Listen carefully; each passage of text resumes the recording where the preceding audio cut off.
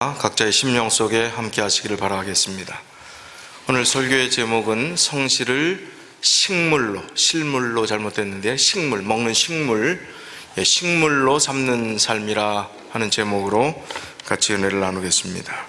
본문의 말씀은 시편 37편 3절로 6절 말씀입니다. 여호와를 의뢰하고 선을 행하라.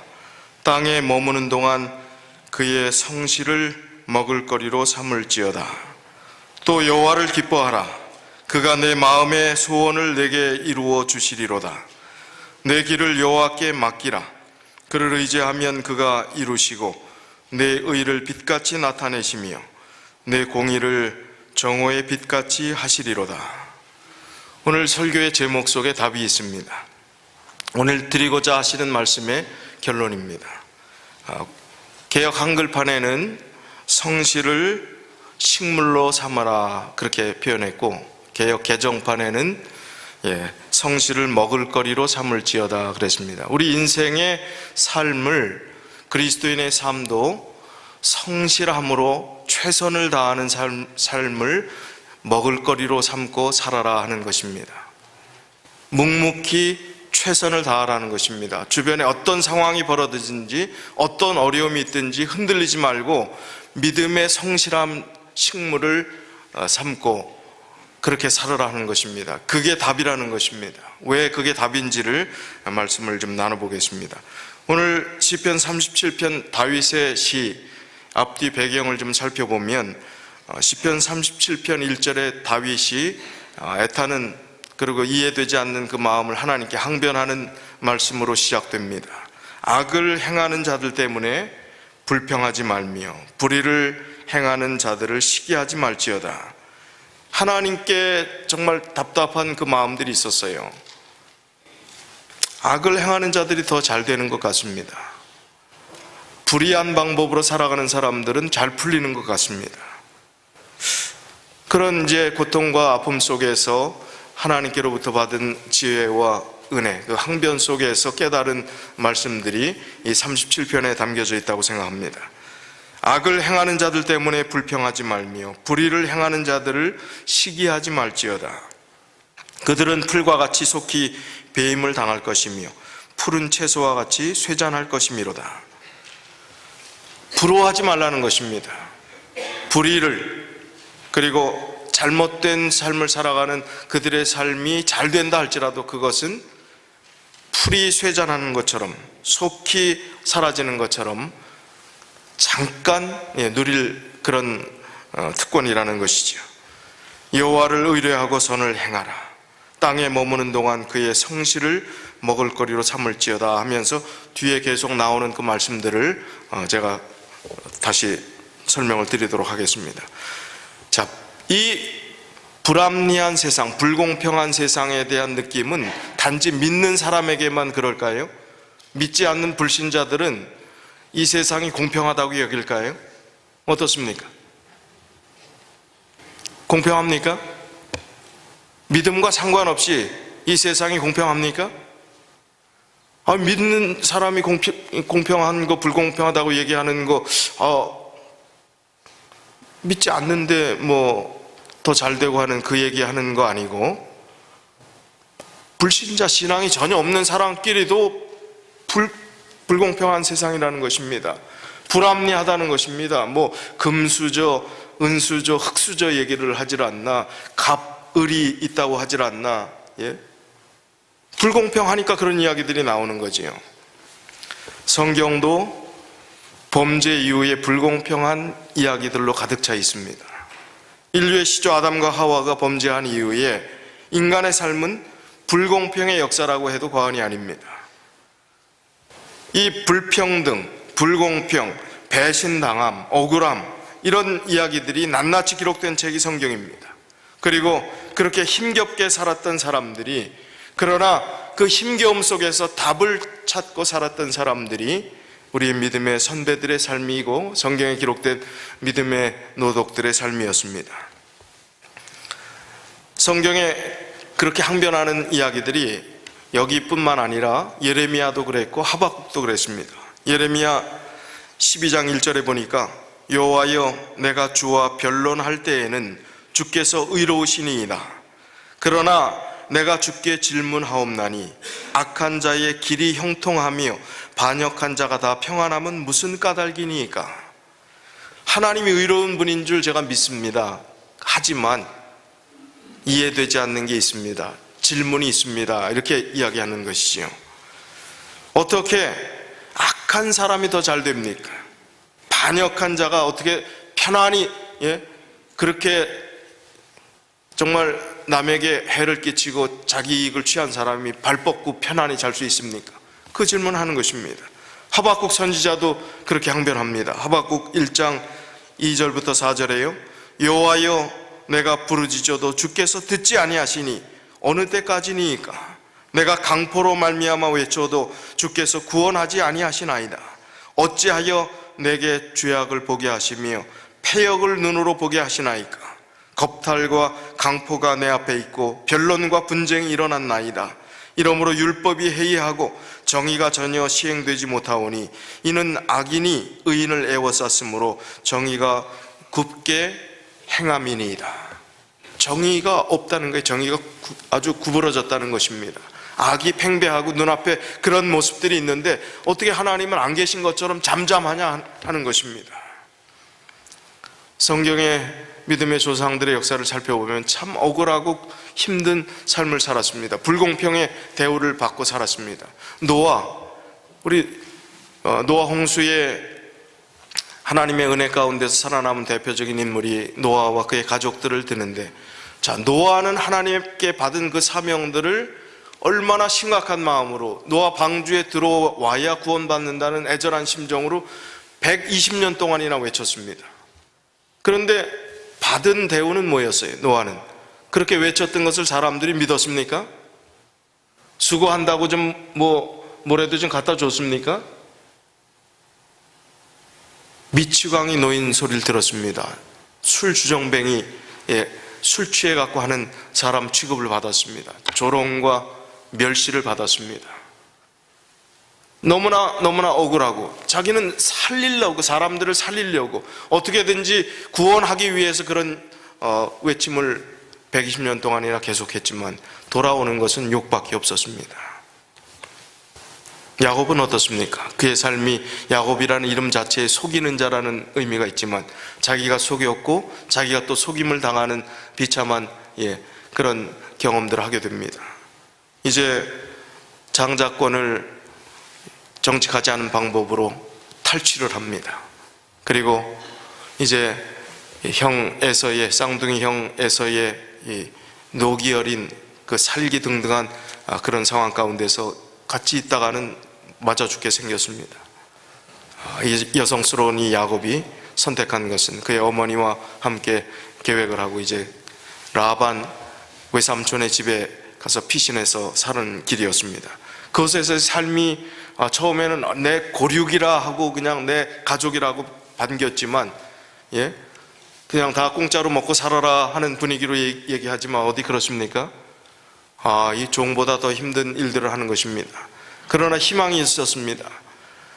열심히 일하면 7년 열심히 일하면 누굴 주겠다고요? 자기 사랑하는 라반의 딸, 외삼촌의 딸, 그 당시는 친족 결혼이 있었던 시대였으니까 라헬을 주겠다고 했습니다. 근데 저는 아무리 이해가 안 가도 첫날 밤 지나고 나서 라헬이 아니었다는 걸 어떻게 알았다는 게 잘 이해가 안 가요. 그걸 못 알아봤을까? 근데 어쨌든 성경은 그렇게 이야기를 합니다.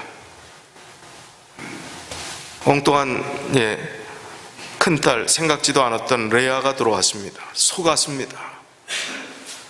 또 7년을 더 일해야 라헬을 또 얻을 수 있다고, 일부 다처의 풍습이 있던 시대였으니까요. 얼마나 마음이 괴로웠을까요? 불공평하다고 여겼을 것입니다. 요셉은 어떻습니까? 아니, 아버지에게 사랑받는 아들로 아마 잘했을 거예요. 형제들에게도 착하게 했을 것입니다. 그런데 이 아버지의 편애 때문에 이 라헬이 그렇게 사랑하던 그 라헬이 일찍 베냐민을 낳으면서 죽으니까 그의 사랑은 라헬이 낳았던 아들 요셉과 베냐민에게 쏠려 있습니다. 그러니까 다른 형제들이 요셉이 아무리 잘했어도 그냥 시기 질투를 할 수밖에 없는 것입니다. 그리고 요셉이 꿈 얘기를 자꾸 하고 그 꿈이 마치 자기가 높은 사람이 되고 형제들은 자기를 섬겨야 될 것 같은 꿈 얘기들도 하고 그걸 또 부추기고 형제들은 헌옷 입히고 이 요셉은 색동옷 해갖고 그야말로 때때옷 입히고 이렇게 하니까 형제들이 미움이 깊어져 갑니다. 그래도 어떻게 형제들이 죽이려고 했을까? 죽을 운명에서 르우벤 맏형의 참 그래도 남은 인정 때문에 그냥 노예 상인에게 팔아버립니다. 노예가 되는 신세가 됐어요. 사랑받던 아들이. 그리고 노예로 가서 성실하게 군대 장관의 보디발의 집에 하인으로 성실하게 정말 최선을 다해서 가정 총무의 자리까지 이르러 옵니다. 그럴 때 그 부인이 성적 유혹을 하지요. 그럴 때 오해를 받고 감옥에 들어가게 됩니다. 얼마나 비참합니까? 얼마나 불공평하고 억울합니까?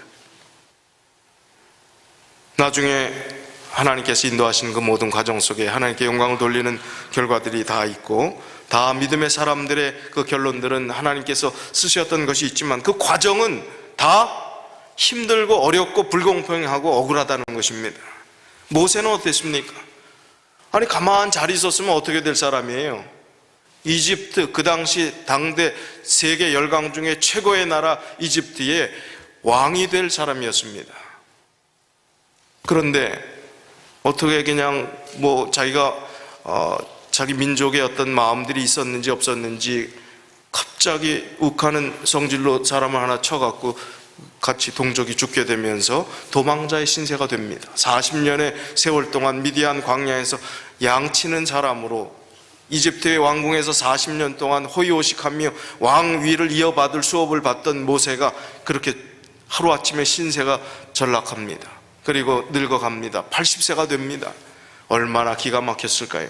하나님의 뜻을 그가 깨닫지 못하고 지냈던 그 시간들이 낮아짐의 시간, 준비의 시간이고 나중에 그것이 하나님께서 그를 쓰시기 위한 반드시 필요한 통과 의례였지만 그러나 그의 느낌에는 억울하고 괴롭고 신세가 아마 한탄스러웠을 것입니다. 그런 시간들을 이 모세도 보냈습니다. 다윗 왕은 어떻습니까? 왕이 되기 전에 평탄하게 왕이 되었나요? 사울 왕이 그렇게 시기 질투를 하면서 잡아 죽이려고 하니까 도망자의 신세가 돼서 곳곳에 숨어 다니는 그런 참 기가 막힌 일들을 합니다. 그리고 목숨을 구걸하기 위해서 또 미친 척까지도 하고 별의별 희한한 일들이 있지 않습니까? 그런 모든 상황들을 보면 다윗의 생애도 참 파란만장하고 성경에 나온 모든 사람들의 면면을 살펴보면 그렇지 않은 사람들이 없는 것을 봅니다. 자, 신약으로 넘어와서 예수님의 제자들, 다 사도 요한을 제외한 모든 제자들이 가룟 유다는 배신해갖고 자살로 끝났지만 다 순교당했습니다.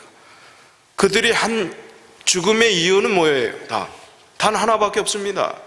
예수 그리스도의 복음을 통해서 구원을 선포했던, 사람들이 구원받으라고 이야기했던 그 이야기 하나 때문에, 사람들을 구원하고 싶었던 그 열정 하나 때문에 그들이 죽은 이유가 된 것입니다. 얼마나 억울합니까?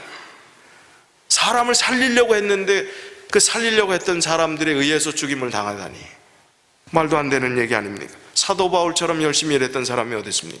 3번씩 죽을 뻔한 이 고통 가운데서 하나님의 복음 전하는 것을 유일한 낙으로 삼고 살았던 이 사도 바울, 그도 결국 순교의 제물이 되고 맙니다.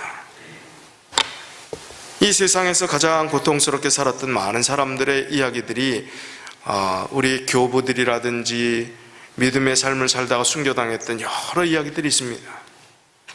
다 소개시켜드릴 시간이 없고 그런 이야기만 한다 할지라도 오늘 시간이 너무 부족하리라고 생각합니다. 이 잘 알려지지 않은 한 분의 이야기를 좀 소개하려고 합니다. 파울 게르하르트라는 이 독일 찬송 시인입니다. 목사요 찬송 시인. 이 폴 게르하르트인데 이 얼굴을 초상화를 그렸는데 얼굴이 좀 밝습니까? 어둡습니까? 어때요? 좀 그늘이 있는 것 같아요. 좀 어두워 보이는 것 같습니다. 이 독일의 폴 게르하르트는 세상에서 가장 불행한 사람으로 불려졌던 사람입니다. 그의 초상화 아래는 이런 부제가 달려있다고 합니다. 악마의 시험을 통과한 하나님의 사람, 이렇게 쓰여져 있다고 합니다. 왜 그러냐 하면 그는 중산층 가정에서 잘 성장했는데 유럽에 30년 전쟁이 있었던 시기였습니다. 1600년대의 사람이니까 그때 30년 전쟁으로 그의 나이 12살 때에 또 14살 때 되던 때에 부모를 다 잃게 됩니다. 그리고 참 어떻게 어렵게 힘겹게 살면서 신학 공부를 하기 위해서 이제 신학교에 들어가게 되는데, 신학교에 들어갔지만 너무 이제 가난하고 학비가 없어서 집안이 다 몰락했으니까 신학을 졸업할 수가 없습니다. 신학 졸업이 몇 년 걸렸냐면 14년 걸렸어요. 그리고 44살이 돼서 졸업을 합니다. 44살이 돼갖고 이제 아주 작은 교회 하나 교회에 배정받아서 담임 목사로 부임을 합니다. 그런데 부임해서 얼마 지나지 않아서 그 지역에 패스트 전염병이 돌아서 이제 많은 사람들이 죽게 되었고, 그때 그 게르하르트 목사의 가정에 그 시련이 그대로 또 다가옵니다. 아내와 5명의 자녀 중 4명을 잃게 됩니다.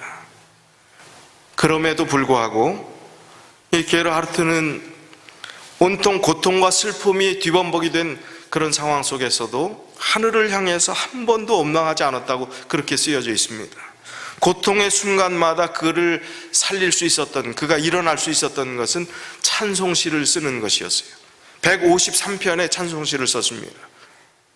그러면서 그가 큰 교회에 부임하게 되었을 때 또 그가 가진 바른 믿음과 소신을 굽히지 않은 이유로 인해서 큰 교회에서 쫓겨나게 됩니다.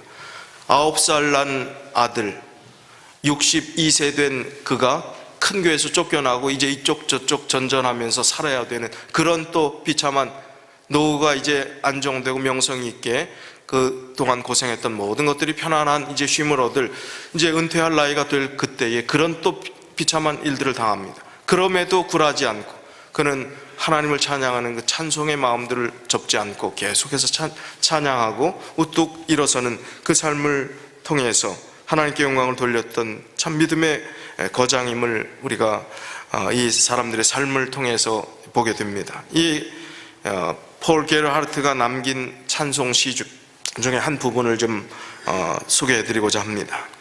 내 두려움은 바람에게 맡기라. 소망을 갖고 걱정하지 말라. 하나님은 내 한숨을 들으시고 내 눈물을 헤아리시니 내가 고개를 들게 하시리라. 파도와 구름과 폭풍을 뚫고 그분이 친절히 내 길을 내시리니 그분의 때를 기다리라.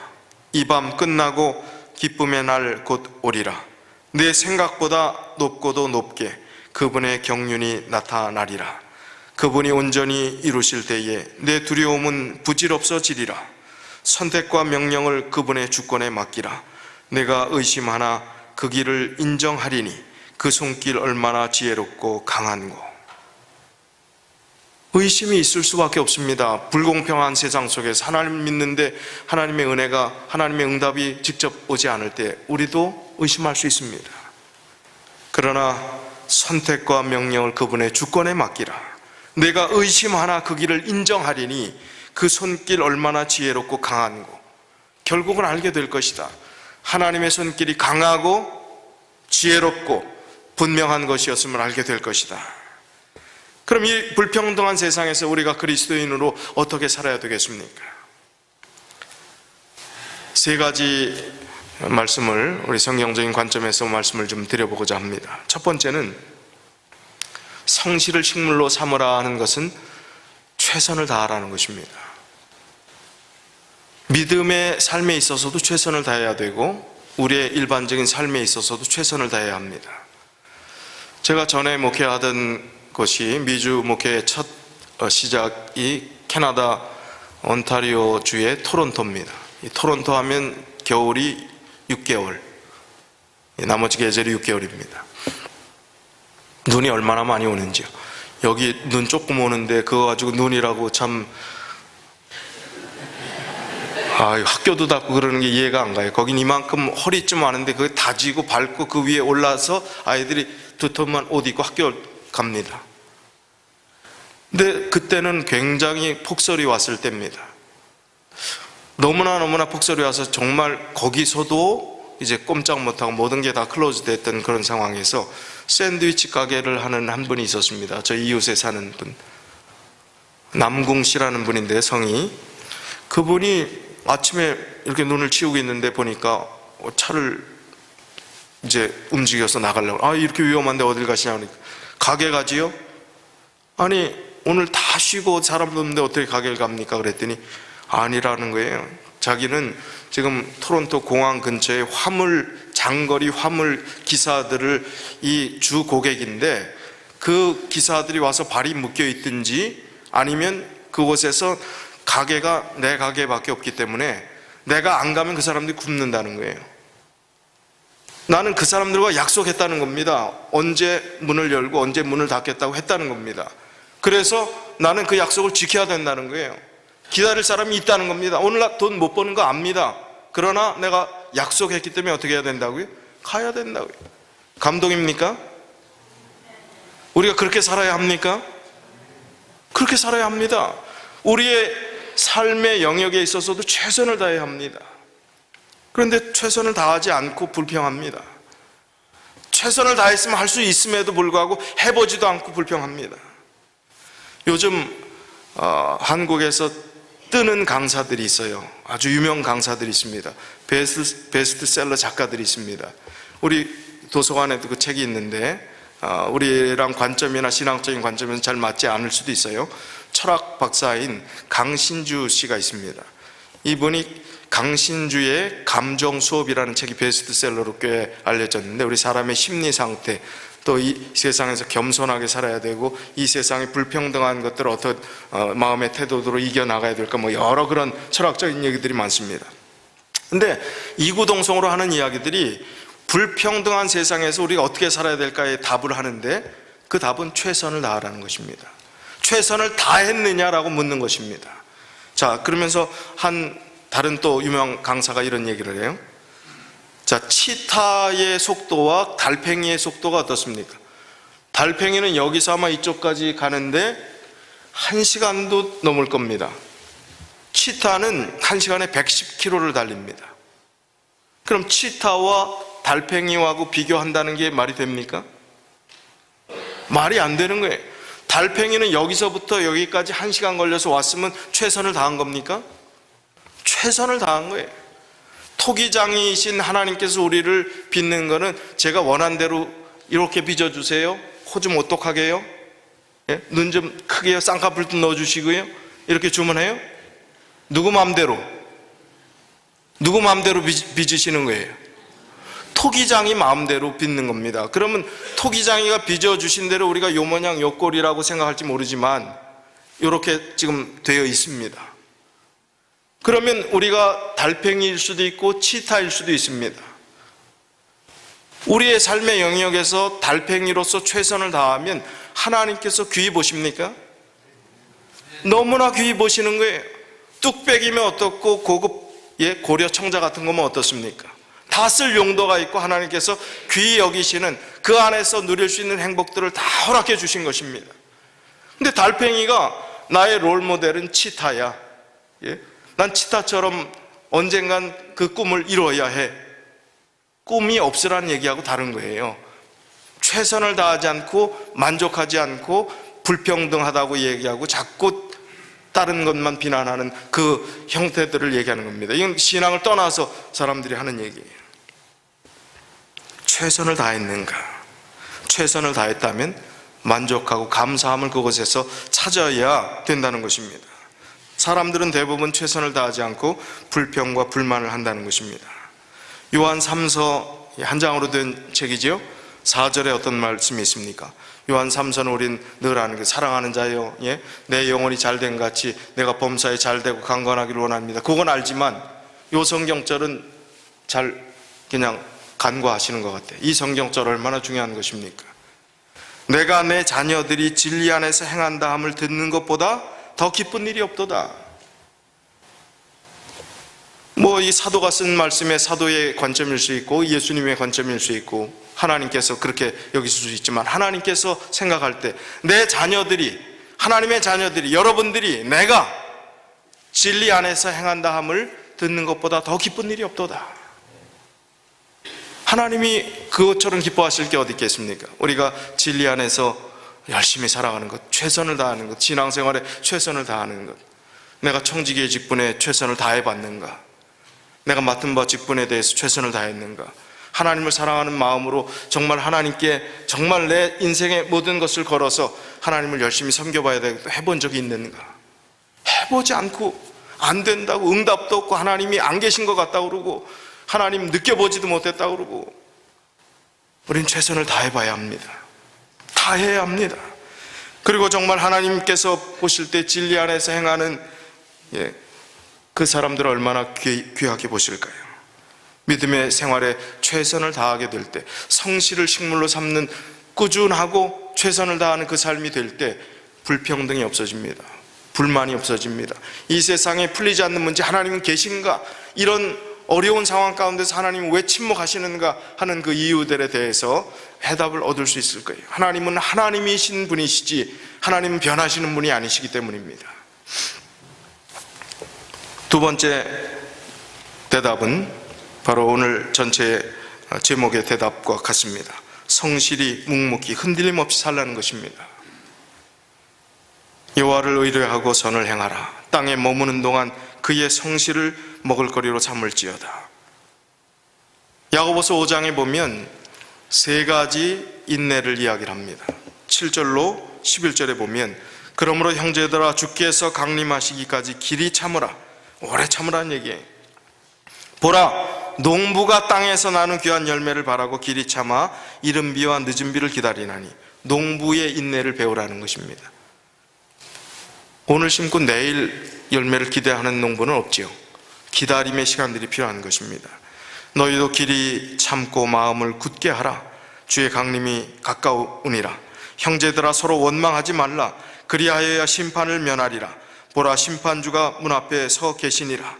형제들아 주의 이름으로 말한 선지자들을 고난과 오래 참음의 본으로 삼으라. 누구를 보고 또 인내하라고요?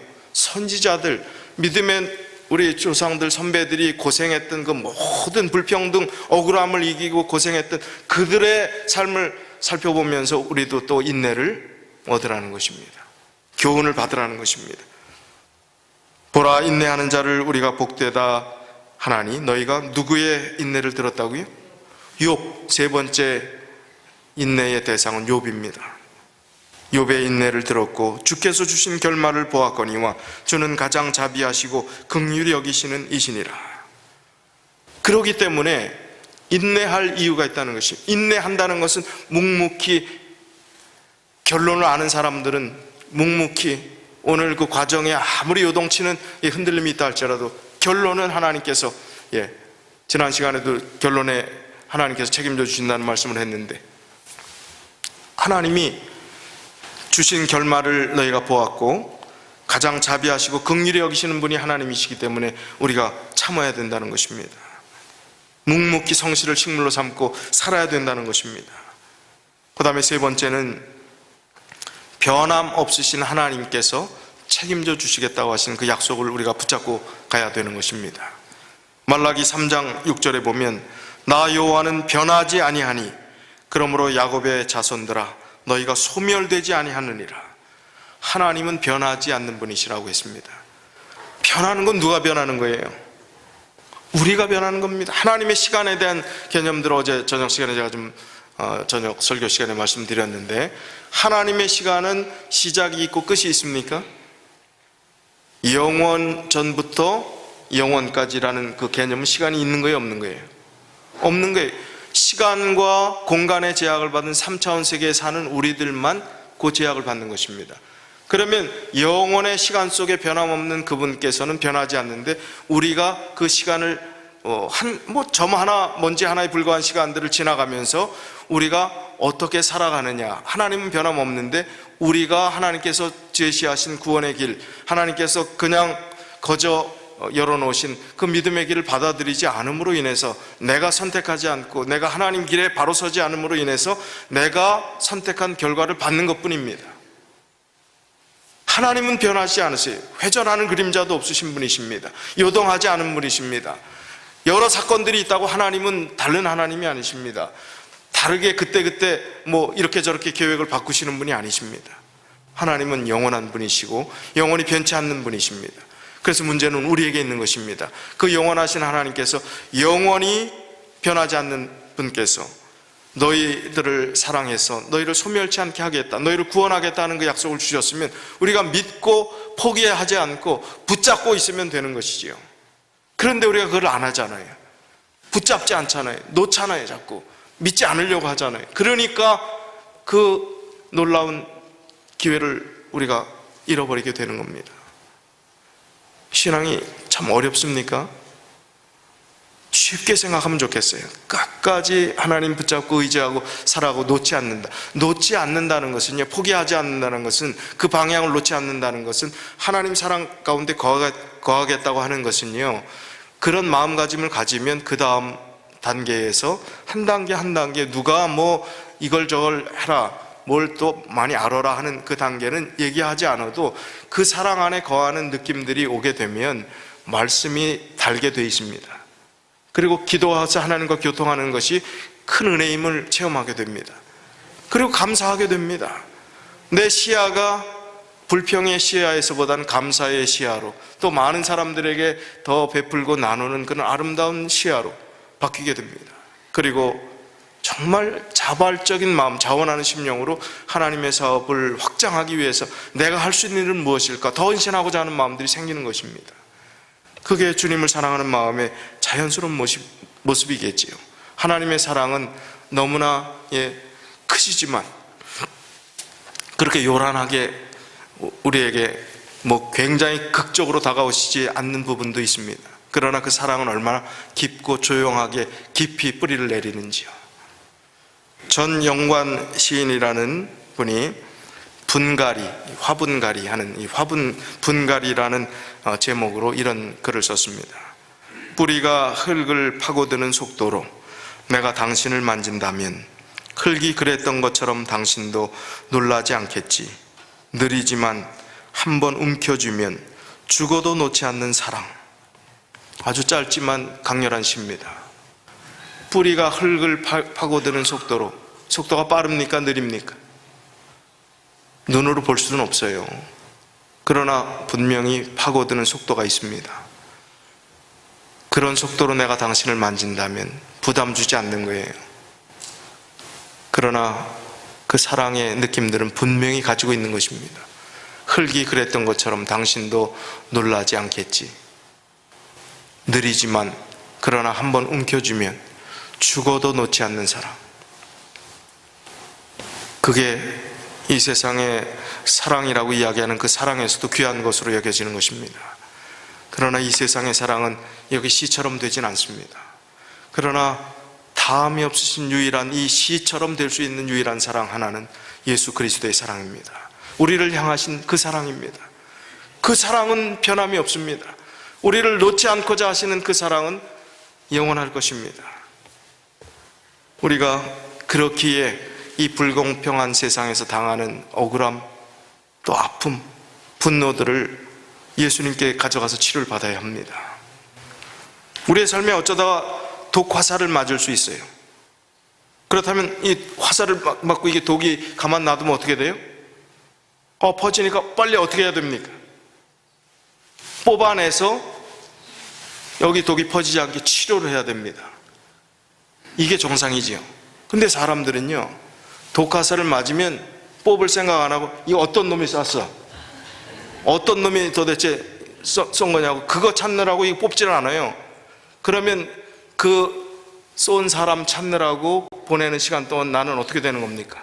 그 독이 다 퍼져서 내가 죽게 되는 것입니다. 우리의 분함과 억울함을 예수 그리스도께 가져가야 합니다.